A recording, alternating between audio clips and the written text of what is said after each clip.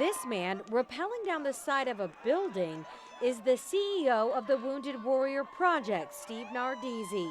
And the building, a luxurious five-star resort in Colorado Springs, the Broadmoor. The event in 2014, not a fundraiser, but a retreat for the charity's employees, hundreds of them, flown in from all across the country. News 4 Jax also obtained this photo of the charity's senior management driving a Jeep inside the Broadmoor. The team building trip is known as the All Hands Huddle, and it happens every year. You know, we go on these big trips, which is, everybody knows, it was a big drunk fest. Everybody left there either hungover or tired because they partied all night, but never going, oh wow, that's changed lives. Here's a snapshot of Nardizzi riding a horse into another all-hands retreat at a Texas resort hotel in 2012. The year before, riding a Segway through the fake fog at an Orlando hotel. Many of us thought it was so extravagant, and there was no need for it. And I remember new employees were like, I feel kind of funny, because this is just too much for me. It's perception, which they don't understand. Both women admit the charity terminated them. They say in part for voicing concerns over spending, but they say they were just part of continuous massive turnover.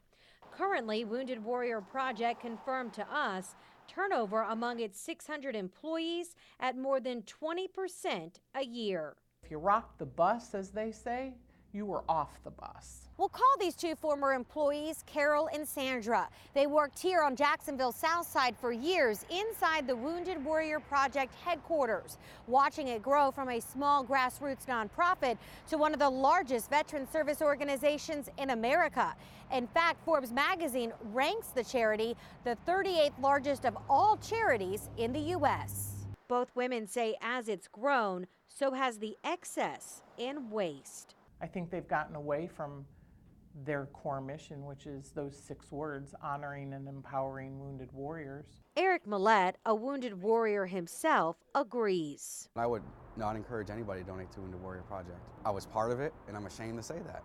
It's donor money wasted. Millette spent nearly 2 years traveling the country giving speeches under the charity's Warrior Speak program. He told the audience about his 2 deployments to Iraq and how he survived a blast of 9 IEDs, being awarded a Purple Heart, a Bronze Star, and the Army Accommodation Medal with Valor. But after being on the inside, he says he quit because he was disgusted and disillusioned. Well, besides the all hands and the lavish spending, there is team building. Team building is not bowling.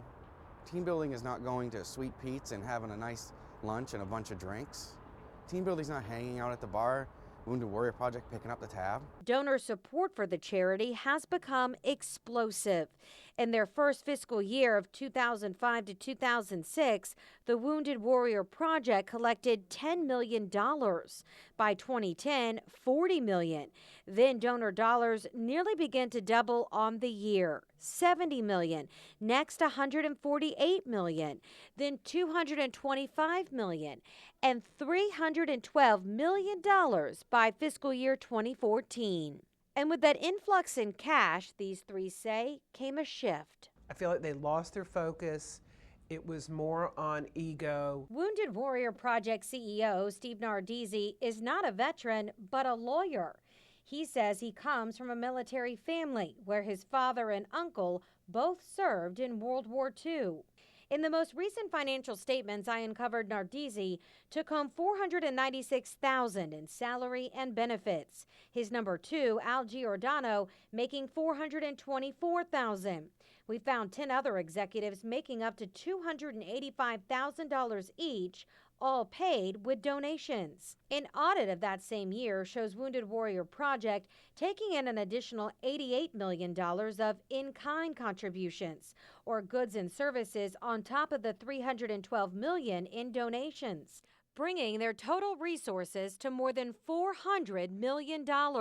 An independent nonprofit watchdog, Charity Watch, examined the same financials from the Wounded Warrior Project and rated them a C, finding 54% of their overall public donations actually went to programs. We found Wounded Warrior Project repeatedly disputes such financial criticisms on social media, claiming 80% of our spending directly funded our 20 programs and services. As much as they've done for me, my family, and a bunch of my friends, then, I mean, it is surprising to see that they got a C. Jacksonville native Alex Brown was injured in Iraq as a Marine.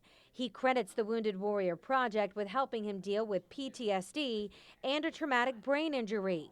From his perspective, controversy about fundraising and non-program spending are unimportant. When I reached out to WWP, it was a life changer, so they saved my life. Brown talked with us here inside the charity's Jacksonville headquarters. We were only allowed to speak with them at the Wounded Warrior Project if their cameras recorded our interview. What is the perception of Wounded Warrior Project amongst your fellow comrades? It's about 50-50. I mean, you get 50% that know what they really stand for and what they really do, and then the other 50% badmouth them because, you know, they had one bad experience. But these three former employees contend those events are where the buck stops for most veterans. It was kind of the glitz and glamour. Get them to a Jaguars game. Okay, so you did that. Did you do anything else for them? For Alex, he's proud to count himself amongst the charity's 83,000 alumni members. Do you believe the Wounded Warrior Project is helping every single one of their alumni members, or even the vast majority? No way. No way. At the time, like a soldier ride, at that moment, it is helping them. But then they go away. There's no follow-up care. There's no case management. There's a saying at Wounded Warrior Project, warriors call us, we don't call warriors. I hope that this story opens the eyes of a lot of people, mainly the donors.